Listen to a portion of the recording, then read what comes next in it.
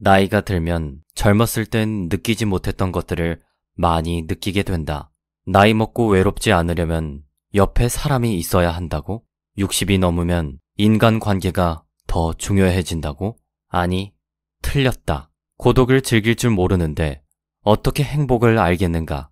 인간은 홀로 있을 때야 비로소 자기 자신을 알아갈 수 있다. 솔직히 나이 60이 넘으면 혼자가 좋은 건 사실이다. 사람 관계는 적당하게 거리를 유지한 채 혼자 취미 생활하면서 보내는 시간들이 더 편안해진다. 근데 혼자서도 잘 살기 위해선 반드시 이것이 있어야 한다. 바로 돈이다. 나이와 상관없이 돈이 없는 게 가장 비참하다. 준비되지 않은 노후는 불행과도 같다. 한국개발연구원의 통계 자료에 따르면 OECD 평균 노인 빈곤율은 13.1%인데 반해 우리나라는 노인 빈곤율이 무려 43.4%로 OECD 회원국 중 노인들이 가장 가난하게 사는 나라라는 데이터가 나왔다. 그리고 이런 가난은 대물림인 경우가 많다. 그걸 끊어야 하는데 죽어라 열심히 살아도 왜 대다수가 끊어내지 못할까? 오늘은 책 70세의 정답에서 노인 빈곤율이 40%에 육박하는 요즘 시대에 가난하게 늙어가지 않으려면 어떻게 해야 하는지 알아보도록 하자. 80세의 벽을 넘기 위해서는 당연히 어느 정도 돈이 있어야 한다. 그래서인지 그게 가장 걱정이라며 불안해하는 사람들도 많은데 인간이 불안에 빠질 때는 상대방의 정체를 전혀 알지 못할 때이다. 불안에서 벗어나기 위해선 먼저 불안의 정체를 숫자로 바꾸는 작업부터 시작해보면 된다. 고령자들이 생각하는 노후의 적정 생활비는 부부 기준 월 평균 268만원 정도로 60세 은퇴 후 30년을 산다고 가정하면 9억 원 이상이 필요한데 연령대별 소비 감소 추세를 감안하면 대략 7억 원 정도가 된다고 한다. 여기에 현재 국민연금 예상 수령액인 3억 3천만 원을 제외하면 적절한 노후 자금은 약 3억 7천만 원이라는 계산이 나온다.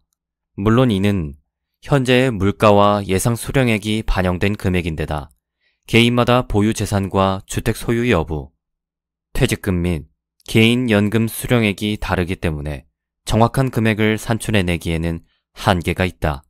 다만 평균적으로 국민연금을 제외하고 필요한 노후 자금이 대략 3억 7천만 원이라고 참고하면 좋을 듯하다. 3억 7천만 원은 연간으로 따지면 약 1230만 원, 한 달로 따지면 약 100만 원이 된다. 역으로 생각해서 한 달에 100만 원 정도 채울 수 있다면 노후를 그럭저럭 평온하게 살 수 있다는 뜻이다. 방법은 두 가지다. 수입을 늘리거나 지출을 줄이면 된다. 물론 양쪽을 조금씩 실천하는 방법도 있다. 모든 지출을 줄여서 부족분을 채우겠다면 매달 100만 원씩 아껴 쓰면 된다. 반대로 수입을 늘려서 보충하겠다면 부부가 힘을 합쳐 한 달에 100만 원씩 벌면 된다. 현실적으로 생각하면 50만 원을 벌고 50만 원을 줄이는 편이 가장 합리적이다. 아직 몸과 마음이 건강하다면 부족한 노후 자금은 수입을 늘려서, 즉 일을 해서 채우는 편이 이상적이다. 정부도 정년을 연장하기 위한 여러 가지 방안을 추진 중인 만큼 앞으로 일할 기회는 계속 늘어날 것이다. 물론 정년이 연장되더라도 월급은 낮아질 확률이 높지만 그럼에도 65세까지 5년간 월 200만 원씩 받는다면 1억 2천만 원을 더 벌 수 있다. 이는 부족한 노후 자금에 큰 도움이 되는 금액이다. 남은 노후 자금 부족분도 되도록 일을 해서 보충하는 쪽이 바람직하다. 노동에는 수입을 얻는다는 점 외에도 다른 장점이 많기 때문이다. 일을 하면 뇌의 노화를 예방할 수 있고 건강한 몸을 유지할 수 있으며 또 부부관계도 원만해지게 되므로 가능하면 손에서 일을 놓지 말자. 고금리 시대에는 정기예금을 활용하는 것도 하나의 방법이다. 노후에 자산을 운용할 때는 원금 손실이 없는 상품을 선택하는 것이 좋다. 가장 기본적인 방법으로는 정기예금이 있다. 그런데 돈을 모으는 것도 모으는 것이지만 돈이 나갈 일도 줄여야 하지 않겠는가? 돈 쓸 일을 줄일 수 있는 가장 좋은 방법은 나의 건강을 챙기는 일이다. 아프면 모든 게 돈이다. 그렇다면 어떻게 해야 안 아플 수 있을까? 꾸준한 유산소 운동은 기본이다. 노후에는 의식적으로 운동하지 않으면 눈 깜짝할 사이에 운동 부족 상태에 빠진다. 온갖 방법을 짜내어서라도 적당한 운동, 특히 유산소 운동을 꾸준히 해야 한다. 유산소 운동은 심폐기능을 높여준다는 말을 자주 듣는데 그 이유는 무엇일까? 호흡이 필요한 유산소 운동을 정기적으로 하면 심장의 펌프 기능이 강화되어 수축 횟수가 적더라도 뇌와 몸에 충분한 양의 혈액을 보낼 수 있다. 같은 양의 운동을 해도 심장에 가는 부담이 적고 폐가 산소를 흡수하는 힘이 커진다. 그래서 유산소 운동이 심폐기능을 올려주는 것이다. 심폐기능이 올라가면 산소가 듬뿍 담긴 혈액을 뇌와 장기, 근육에 공급할 수 있다. 그러면 온몸에 있는 세포에 활력이 돌고 면역력이 올라간다. 유산소 운동이라고 하면 땀을 뻘뻘 흘리며 러닝머신 위를 달리는 모습을 떠올리기 쉽지만 60대 이상에게 달리기를 권하고 싶지는 않다. 달리기처럼 호흡이 가빠지는 운동은 심장과 폐에 큰 부담을 줄 뿐 아니라 체내에 활성산소를 대량으로 만들기 때문이다. 이는 몸을 산화시키므로 안티에이징 관점에서 보면 그리 바람직하지 않다. 테니스나 골프도 일반 사람들이 매일 하기에는 적합하지 않다. 비가 와서 밖에 나가기 어렵다면 집에서 가벼운 운동이라도 하도록 하자. 계단 오르기도 좋고 청소나 정리도 좋은 운동이다. 특히 청소는 팔을 많이 쓰기 때문에 걷기만으로는 부족한 상반신 근육을 유지하는 데 도움을 준다. 또한 실내가 깨끗해져서 보기 좋아지면 성취감도 얻을 수 있으므로 여러모로 좋은 노동이다. 인간은 사소한 일일지라도 성취감을 맛보면 기분이 밝아진다. 집에 있는 날에도 가급적 가만히 앉아있는 시간을 줄이고 왔다 갔다 하면서 몸을 움직이자. 이것이 노쇠를 막는 요령이다. 그렇다면 여기서 어떤 음식을 먹어야 아프지 않고 오래 살 수 있는지 궁금해하는 사람도 많을 것이다. 오늘 고령자분들의 치매 예방을 위해 가장 추천해드리고 싶은 식품은 바로 콩이다. 고령자들에게는 보통 하루에 체중 1kg당 1.2에서 1.5g의 단백질 섭취가 권장된다. 몸무게가 60kg이라면 70에서 90g을 먹어야 한다는 뜻이다. 단, 이는 순수한 단백질량을 말하는 것이어서 매일 권장량을 채우기가 만만치 않다. 아침에는 계란, 점심에는 생선, 저녁에는 고기 하는 식으로 단백질이 든 식재료를 숙제처럼 챙겨 먹어야 겨우 채울 수 있는 양이다. 콩은 뇌 건강을 지키는 든든한 지원군이기도 하다. 최근 콩은 뇌를 활성화한다고 해서 브레인 푸드라고도 불린다. 뇌에서는 뉴런이라고 하는 신경세포로부터 신경 전달 물질이 분비되는데 이를 통해 자극이나 정보가 다른 신경세포로 전달된다. 뇌가 활성화되려면 두 신경세포가 맞닿아 있는 부위인 시냅스에서 많은 양의 신경 전달 물질이 활발하게 교환되어야 한다. 바로 이 신경 전달 물질을 구성하는 주요 원료인 레시틴이 콩에 풍부하다.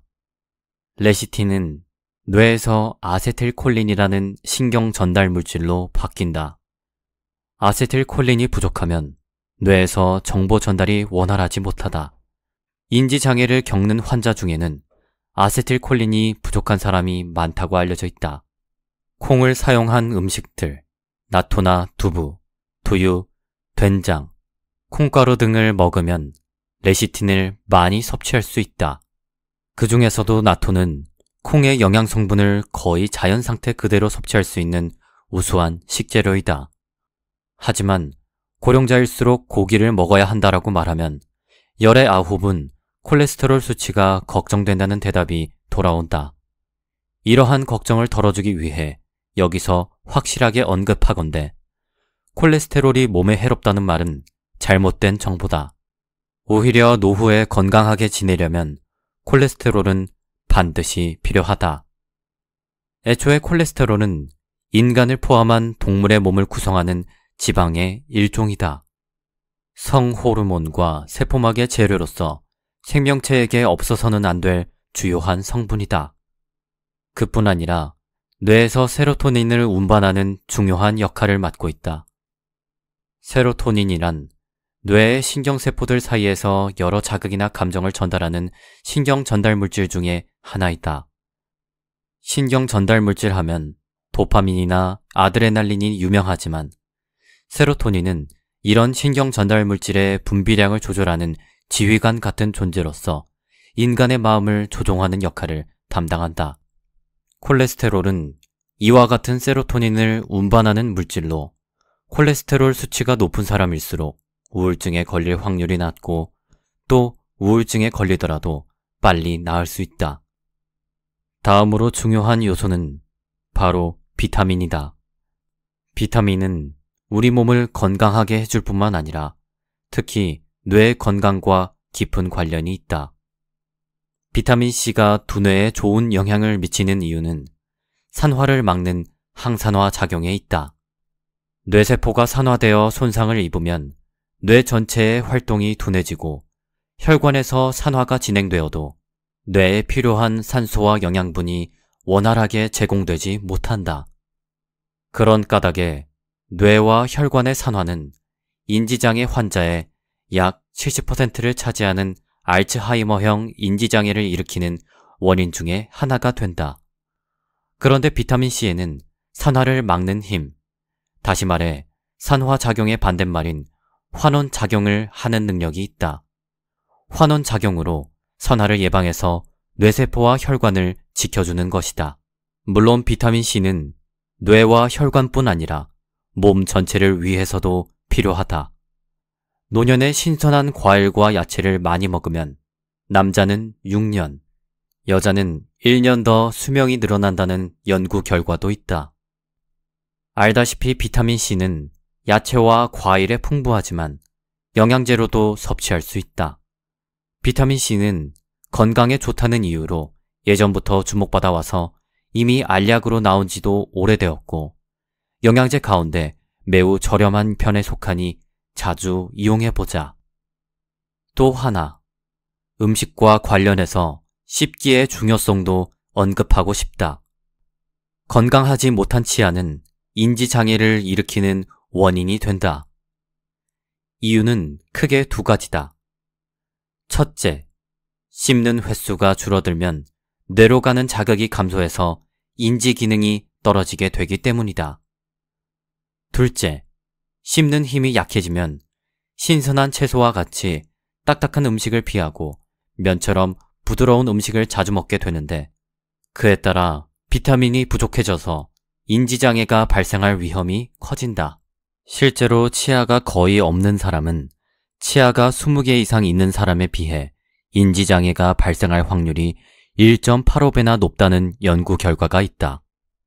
또 알츠하이머형 인지장애 환자는 채소 섭취량이 적다고 한다. 이 때문에 건강하게 오래 살고 싶다면 돈이 많이 들더라도 틀니나 임플란트를 활용해서 치아 건강을 지켜야 한다. 덧붙여서 뇌를 자극하기 위해서는 깨물근을 많이 움직여야 하므로 껌이나 오징어를 자주 씹자. 심심할 때 간식거리를 씹는 것만으로도 뇌 건강을 지켜낼 수 있다. 새끼 식사를 할 때에도 젊었을 때보다 더 많이 씹어먹는 습관을 들여야 한다. 이러한 작은 습관이 뇌의 노화를 막는다.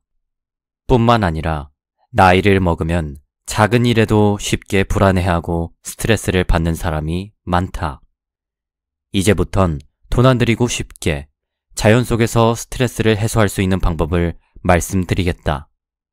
자연으로 스트레스를 해소할 때 가장 큰 힘을 발휘하는 존재는 자연계의 중심 태양이다. 햇빛에는 인간의 몸과 마음을 활성화시키는 힘이 있다. 반대로 인간은 햇빛을 쐬지 않으면 스트레스를 받는다. 그 증거로 북유럽에서는 겨울에 낮 시간이 짧아지면 우울증에 걸리는 사람이 속출한다고 한다. 이는 생체 시계가 바뀌기 때문인데 이후 봄이 찾아와서 일조 시간이 늘어나면 건강을 되찾는 사람이 다시 많아진다. 생체 시계가 정상적으로 작동해서 몸과 마음의 불편함이 해소되는 까닭이다. 우울증 치료에 강한 빛을 쐬는 방법이 있을 만큼 빛은 우리의 정신 건강에 큰 영향을 미친다. 그 외에도 햇빛을 쐬면 좋은 점이 많다. 혈액순환이 좋아지고 신진대사가 활발해지며 면역력이 올라가서 감기나 감염병을 막아준다. 또 몸에서 비타민 D가 활발하게 합성된다. 비타민 D는 칼슘의 운반책이기도 한데 칼슘에는 마음을 안정시키는 효과가 있다. 물론 칼슘은 뼈를 튼튼하게 하고 골다공증의 위험을 낮춰주는 역할도 한다. 스트레스를 푸는 자연 해소법으로 한 가지 더 추천하고 싶은 것은 삼림욕이다. 숲과 나무에는 사람의 마음을 안정시키는 힘이 있다. 삼림욕의 효과가 발견된 곳은 19세기 독일로 숲으로 둘러싸인 요양원에서 지낸 뒤 가벼운 정신질환이 호전되는 사람이 늘어나면서부터 주목받기 시작했다. 이후 식물에서 나오는 피톤치드라는 성분이 부교감 신경을 자극하여 인간의 마음을 편안하게 해준다는 사실이 밝혀졌다. 식물에서 추출한 오일을 활용하는 아로마 테라피처럼 숲속 향기에는 사람의 마음을 안정시키는 힘이 있다. 또한 숲에서는 새소리와 바람 소리를 들을 수 있어서 사람의 마음이 편안해진다. 적당한 산책은 운동도 되므로 기분을 더욱 밝게 해준다. 이처럼 삼림욕은 여러 가지 면에서 일상에서 받는 스트레스를 푸는데 효과적이다. 하지만 숲에 나갈 시간도 체력도 없다면 실내에 작은 정원을 만들거나 반려식물을 키워도 좋다. 마음이 우울할 때 흙을 만지면 기분이 누그러지면서 평온해지고 화분에 허브를 심어 베란다에 둔 채 가끔씩 가꿔주면 지친 마음을 위로받을 수도 있다. 흙을 만지면서 식물의 향을 맡으면 셀프 아로마 테라피 효과도 있다. 더불어 정원을 가꾸면 전두엽도 단련할 수 있어서 감정의 노화를 방지하는 데 도움이 된다. 아무리 규모가 작은 정원이라도 식물을 가꾸는 일 또한 농업의 일환이기 때문에 하다 보면 여러모로 머리를 써야 한다. 농업은 자연을 상대로 하는 일인 만큼 때때로 생각지도 못한 일이 일어나는 데다 적은 면적에서 큰 수확을 얻으려면 관리 능력과 창조성이 필요하다. 단순히 반복되는 작업이 아니라 어느 정도 불확실성이 있어서 매너리즘에 빠지지 않을 만한 일이 이어질 것이기에 전두엽을 자극하기에 알맞다. 지금부터는 육체적 피로에 대처하는 방법을 알아보겠다. 나이를 먹으면 젊을 때보다 쉽게 지치는 만큼 되도록 피곤해지지 않으려면 어떻게 해야 하는지 알아두어야 한다. 우선 피로는 보통 두 가지가 부족할 때 일어난다. 첫째는 수분 부족이다. 인간의 몸은 60% 이상이 물로 이루어져 있어 수분이 부족하면 쉽게 피로해진다. 탈수 증상이 계속되면 혈액이 끈적끈적해져서 원활하게 흐르지 못한다. 이에 따라 몸속 구석구석까지 산소와 영양분이 전달되지 않아서 몸이 쉽게 지치는데 우리 몸은 한번 피곤한 상태로 들어가면 단시간에 회복하기 어렵다. 다음으로 중요한 성분은 단백질이다. 운동선수는 경기 전에 탄수화물 위주의 식사를 한다. 탄수화물이 짧은 시간 안에 포도당으로 바뀌어 운동 에너지를 높여주기 때문이다. 반면 시합 후에는 고기나 생선, 콩과 같은 음식을 섭취해서 단백질을 보충한다. 피로 해소에는 양질의 단백질이 꼭 필요하기 때문이다. 역으로 말하면 단백질이 부족하면 피곤함을 계속 느껴서 몸이 회복되지 않는다. 고기 섭취는 그만큼 중요하다. 여기서 잠깐, 나이 들어 공부를 손에서 놓지 않는 것도 치매 예방에 좋은 방법 중 하나다. 80세의 벽을 넘기 위해서는 무엇보다 뇌가 건강해야 한다. 뇌를 단련하는 가장 좋은 방법은 무엇일까? 단언컨대 공부이다.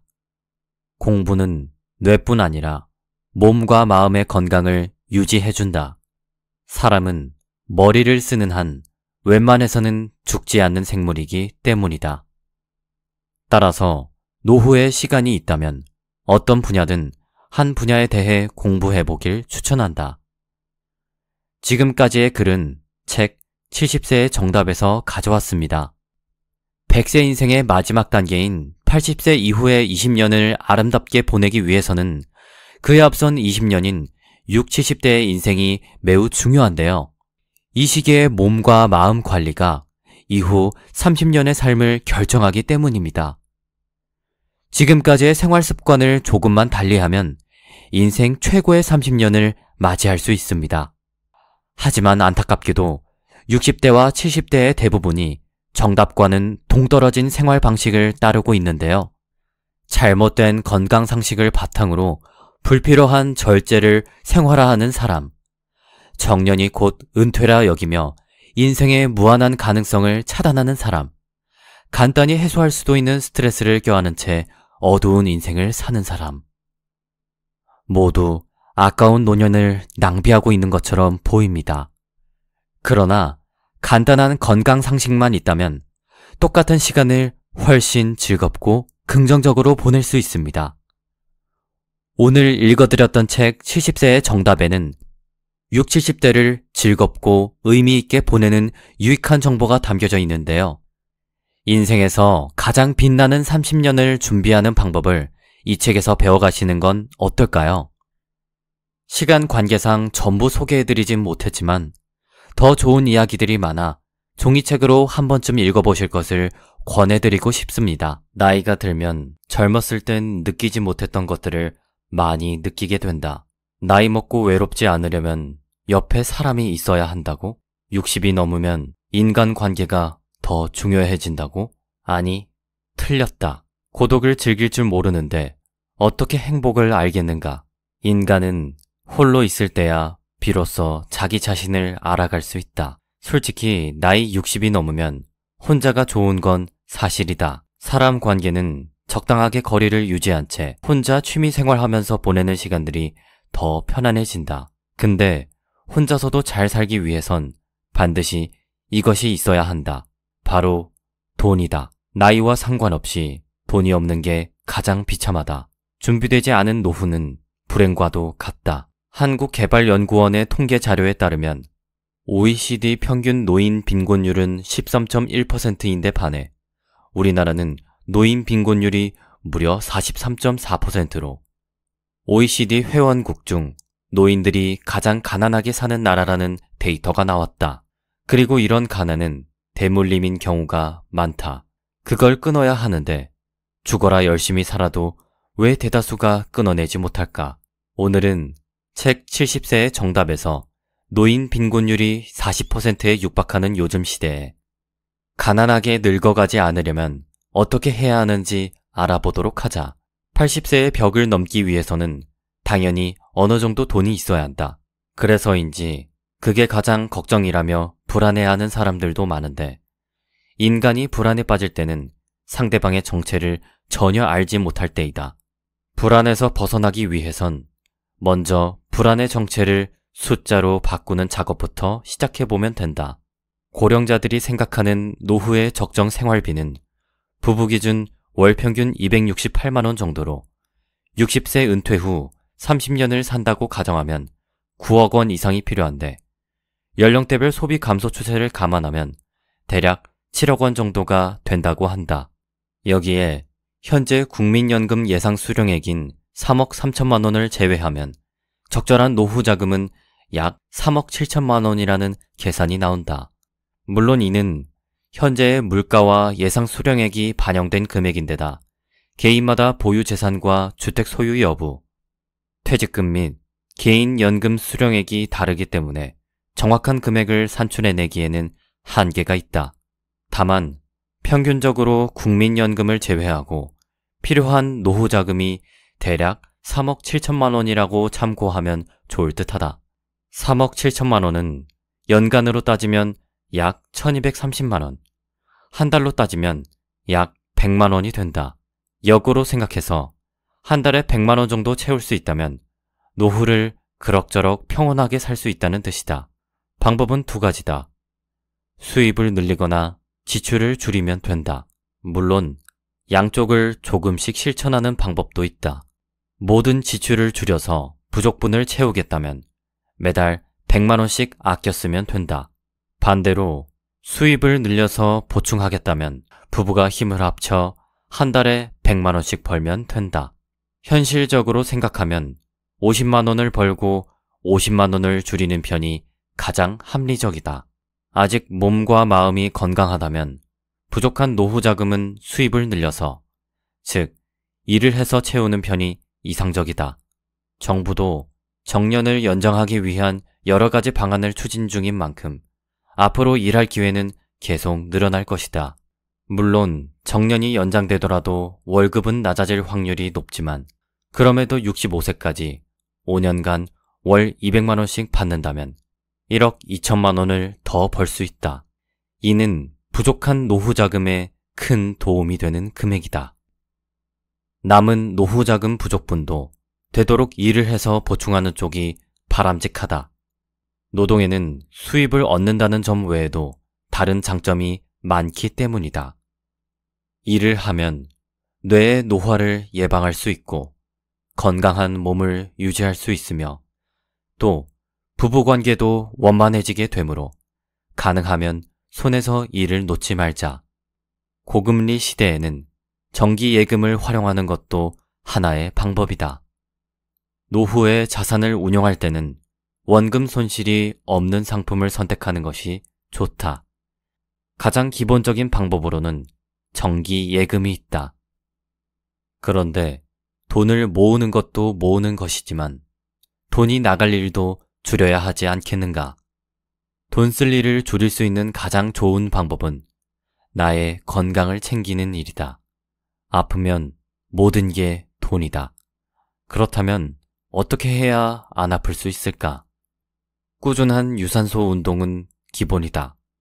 노후에는 의식적으로 운동하지 않으면 눈 깜짝할 사이에 운동 부족 상태에 빠진다.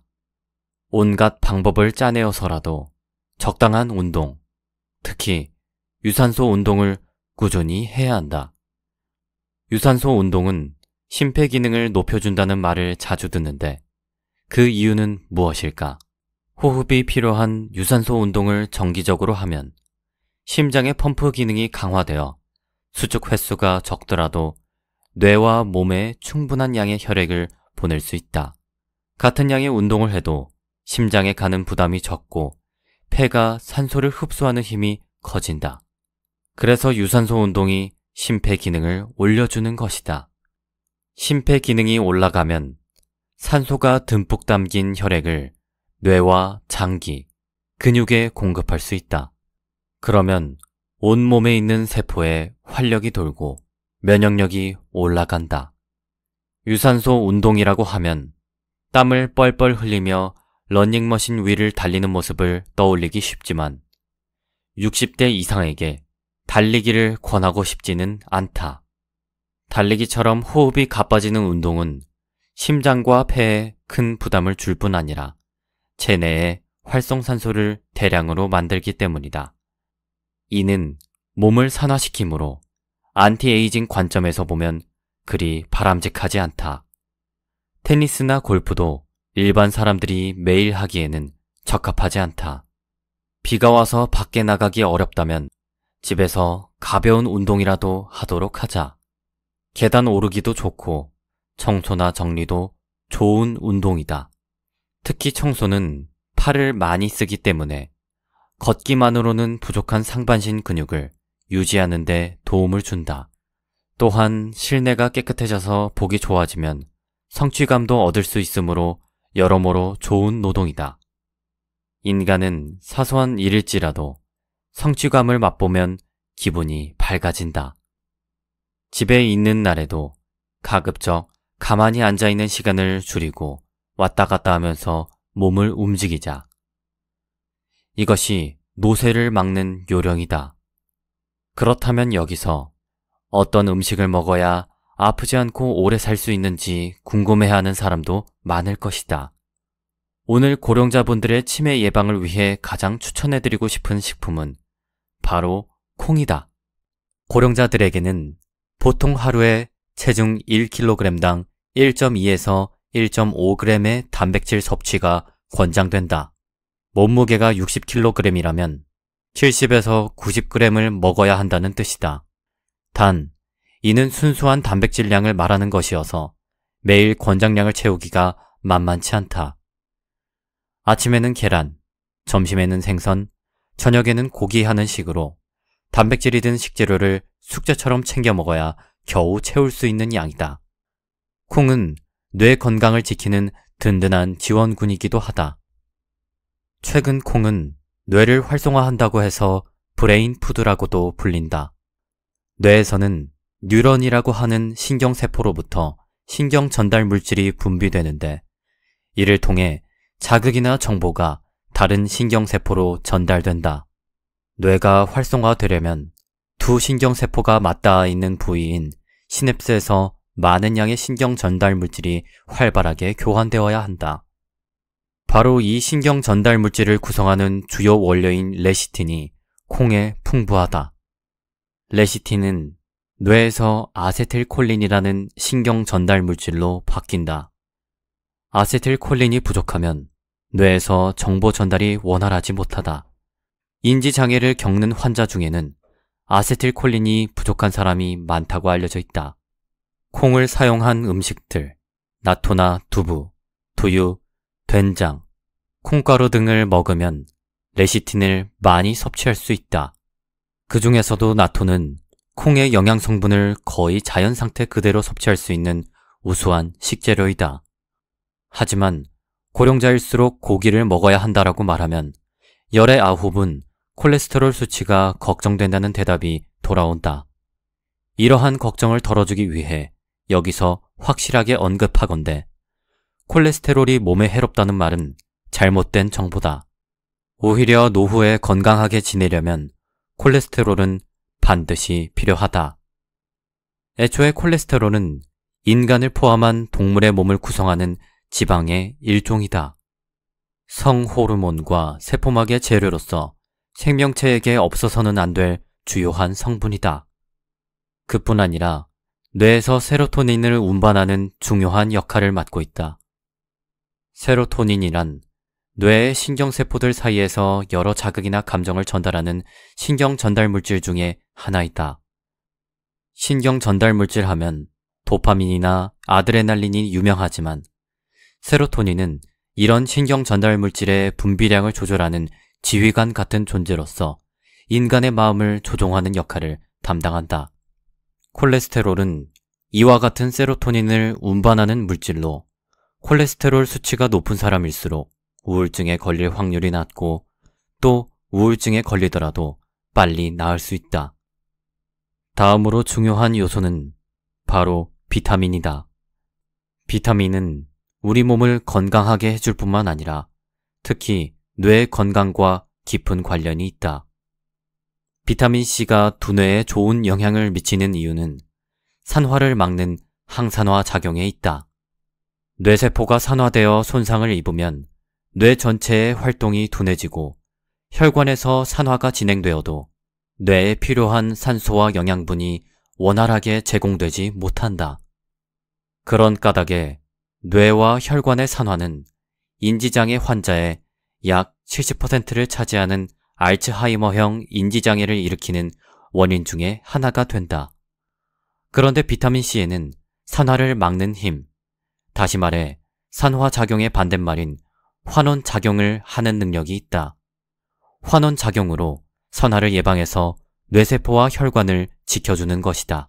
물론 비타민C는 뇌와 혈관뿐 아니라 몸 전체를 위해서도 필요하다.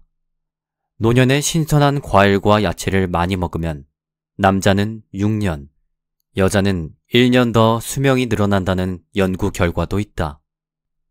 알다시피 비타민 C는 야채와 과일에 풍부하지만 영양제로도 섭취할 수 있다.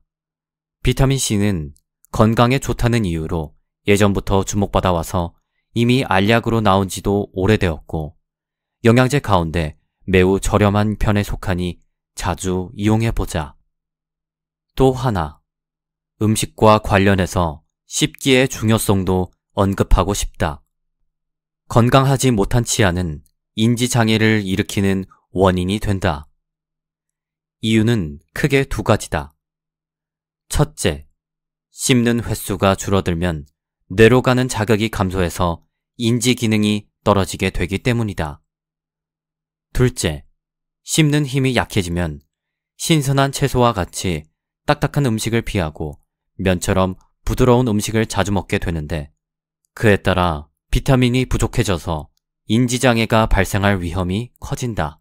실제로 치아가 거의 없는 사람은 치아가 20개 이상 있는 사람에 비해 인지장애가 발생할 확률이 1.85배나 높다는 연구 결과가 있다. 또 알츠하이머형 인지장애 환자는 채소 섭취량이 적다고 한다. 이 때문에 건강하게 오래 살고 싶다면 돈이 많이 들더라도 틀니나 임플란트를 활용해서 치아 건강을 지켜야 한다. 덧붙여서 뇌를 자극하기 위해서는 깨물근을 많이 움직여야 하므로 껌이나 오징어를 자주 씹자. 심심할 때 간식거리를 씹는 것만으로도 뇌 건강을 지켜낼 수 있다. 새끼 식사를 할 때에도 젊었을 때보다 더 많이 씹어먹는 습관을 들여야 한다. 이러한 작은 습관이 뇌의 노화를 막는다. 뿐만 아니라 나이를 먹으면 작은 일에도 쉽게 불안해하고 스트레스를 받는 사람이 많다. 이제부턴 돈 안 들이고 쉽게 자연 속에서 스트레스를 해소할 수 있는 방법을 말씀드리겠다. 자연으로 스트레스를 해소할 때 가장 큰 힘을 발휘하는 존재는 자연계의 중심 태양이다. 햇빛에는 인간의 몸과 마음을 활성화시키는 힘이 있다. 반대로 인간은 햇빛을 쐬지 않으면 스트레스를 받는다. 그 증거로 북유럽에서는 겨울에 낮 시간이 짧아지면 우울증에 걸리는 사람이 속출한다고 한다. 이는 생체 시계가 바뀌기 때문인데 이후 봄이 찾아와서 일조 시간이 늘어나면 건강을 되찾는 사람이 다시 많아진다. 생체 시계가 정상적으로 작동해서 몸과 마음의 불편함이 해소되는 까닭이다. 우울증 치료에 강한 빛을 쐬는 방법이 있을 만큼 빛은 우리의 정신 건강에 큰 영향을 미친다. 그 외에도 햇빛을 쐬면 좋은 점이 많다. 혈액순환이 좋아지고 신진대사가 활발해지며 면역력이 올라가서 감기나 감염병을 막아준다. 또 몸에서 비타민 D가 활발하게 합성된다. 비타민 D는 칼슘의 운반책이기도 한데 칼슘에는 마음을 안정시키는 효과가 있다.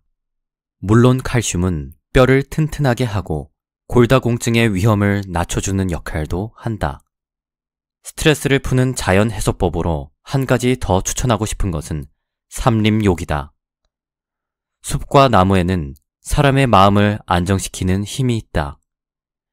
삼림욕의 효과가 발견된 곳은 19세기 독일로 숲으로 둘러싸인 요양원에서 지낸 뒤 가벼운 정신질환이 호전되는 사람이 늘어나면서부터 주목받기 시작했다. 이후 식물에서 나오는 피톤치드라는 성분이 부교감 신경을 자극하여 인간의 마음을 편안하게 해준다는 사실이 밝혀졌다. 식물에서 추출한 오일을 활용하는 아로마 테라피처럼 숲속 향기에는 사람의 마음을 안정시키는 힘이 있다. 또한 숲에서는 새소리와 바람 소리를 들을 수 있어서 사람의 마음이 편안해진다.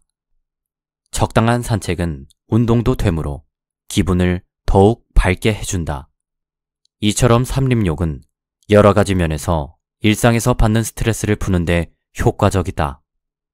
하지만 숲에 나갈 시간도 체력도 없다면 실내에 작은 정원을 만들거나 반려식물을 키워도 좋다. 마음이 우울할 때 흙을 만지면 기분이 누그러지면서 평온해지고, 화분에 허브를 심어 베란다에 둔 채 가끔씩 가꿔주면 지친 마음을 위로받을 수도 있다. 흙을 만지면서 식물의 향을 맡으면 셀프 아로마 테라피 효과도 있다. 더불어 정원을 가꾸면 전두엽도 단련할 수 있어서 감정의 노화를 방지하는 데 도움이 된다. 아무리 규모가 작은 정원이라도 식물을 가꾸는 일 또한 농업의 일환이기 때문에 하다 보면 여러모로 머리를 써야 한다. 농업은 자연을 상대로 하는 일인 만큼 때때로 생각지도 못한 일이 일어나는 데다 적은 면적에서 큰 수확을 얻으려면 관리 능력과 창조성이 필요하다. 단순히 반복되는 작업이 아니라 어느 정도 불확실성이 있어서 매너리즘에 빠지지 않을 만한 일이 이어질 것이기에 전두엽을 자극하기에 알맞다. 지금부터는 육체적 피로에 대처하는 방법을 알아보겠다. 나이를 먹으면 젊을 때보다 쉽게 지치는 만큼 되도록 피곤해지지 않으려면 어떻게 해야 하는지 알아두어야 한다. 우선 피로는 보통 두 가지가 부족할 때 일어난다. 첫째는 수분 부족이다. 인간의 몸은 60% 이상이 물로 이루어져 있어 수분이 부족하면 쉽게 피로해진다. 탈수 증상이 계속되면 혈액이 끈적끈적해져서 원활하게 흐르지 못한다. 이에 따라 몸속 구석구석까지 산소와 영양분이 전달되지 않아서 몸이 쉽게 지치는데, 우리 몸은 한번 피곤한 상태로 들어가면 단시간에 회복하기 어렵다. 다음으로 중요한 성분은 단백질이다. 운동선수는 경기 전에 탄수화물 위주의 식사를 한다. 탄수화물이 짧은 시간 안에 포도당으로 바뀌어 운동 에너지를 높여주기 때문이다. 반면 시합 후에는 고기나 생선, 콩과 같은 음식을 섭취해서 단백질을 보충한다. 피로 해소에는 양질의 단백질이 꼭 필요하기 때문이다. 역으로 말하면 단백질이 부족하면 피곤함을 계속 느껴서 몸이 회복되지 않는다. 고기 섭취는 그만큼 중요하다. 여기서 잠깐, 나이 들어 공부를 손에서 놓지 않는 것도 치매 예방에 좋은 방법 중 하나다. 80세의 벽을 넘기 위해서는 무엇보다 뇌가 건강해야 한다. 뇌를 단련하는 가장 좋은 방법은 무엇일까? 단언컨대 공부이다. 공부는 뇌뿐 아니라 몸과 마음의 건강을 유지해준다. 사람은 머리를 쓰는 한 웬만해서는 죽지 않는 생물이기 때문이다. 따라서 노후에 시간이 있다면 어떤 분야든 한 분야에 대해 공부해보길 추천한다. 지금까지의 글은 책 70세의 정답에서 가져왔습니다. 100세 인생의 마지막 단계인 80세 이후의 20년을 아름답게 보내기 위해서는 그에 앞선 20년인 6, 70대의 인생이 매우 중요한데요. 이 시기의 몸과 마음 관리가 이후 30년의 삶을 결정하기 때문입니다. 지금까지의 생활 습관을 조금만 달리하면 인생 최고의 30년을 맞이할 수 있습니다. 하지만 안타깝게도 60대와 70대의 대부분이 정답과는 동떨어진 생활 방식을 따르고 있는데요. 잘못된 건강 상식을 바탕으로 불필요한 절제를 생활화하는 사람, 정년이 곧 은퇴라 여기며 인생의 무한한 가능성을 차단하는 사람, 간단히 해소할 수도 있는 스트레스를 껴안은 채 어두운 인생을 사는 사람, 모두 아까운 노년을 낭비하고 있는 것처럼 보입니다. 그러나 간단한 건강 상식만 있다면 똑같은 시간을 훨씬 즐겁고 긍정적으로 보낼 수 있습니다. 오늘 읽어드렸던 책 70세의 정답에는 6, 70대를 즐겁고 의미 있게 보내는 유익한 정보가 담겨져 있는데요. 인생에서 가장 빛나는 30년을 준비하는 방법을 이 책에서 배워가시는 건 어떨까요? 시간 관계상 전부 소개해드리진 못했지만 더 좋은 이야기들이 많아 종이책으로 한 번쯤 읽어보실 것을 권해드리고 싶습니다.